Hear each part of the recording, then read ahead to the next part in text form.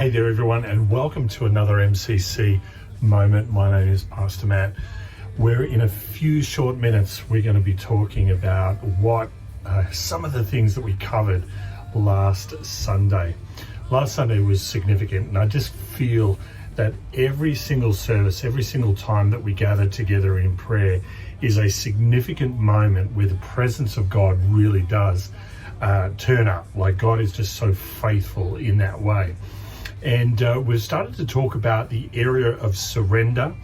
We've started to talk about the area of yielding our life, our total life to the Lord.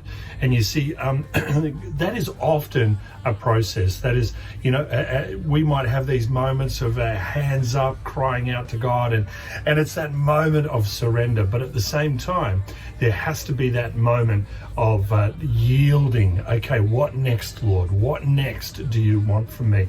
What next do you need or do you want to set me free from in the next season, in the next thing? And I think too often we forget that as a church, we are his bride. And I don't know about you, but Jesus, like most grooms, longs to be with his bride, and he longs to be with you. And I think too often we actually base our response to his presence on past disappointment, on past attempts, where in that moment of surrender, it didn't yield. We didn't yield completely, or we didn't give over fully what we should have given over to him, whether in worship or whether it's a moment of healing.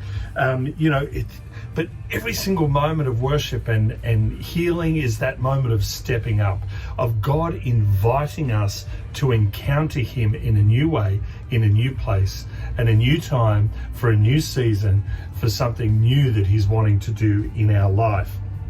And so we just have to look at the Christmas story of when Zechariah was ministering to the Lord in the temple in Luke chapter 1.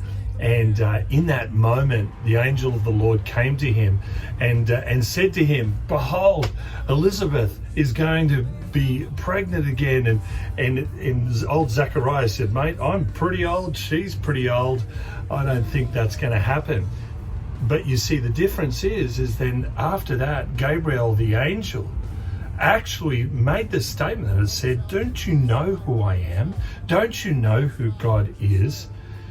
And you see, Zechariah didn't respond, I believe, according to the best response, to that total yielding, to that place of, "Yes, Lord, absolutely, whatever you say." In this moment right now, I would encourage you to say, "Yes, Lord." I would encourage you into that place of, yes, whatever you want, I give it to you. Whatever you need from me, I give it to you. Whatever you want to do in my life right now, Lord, I say yes to that.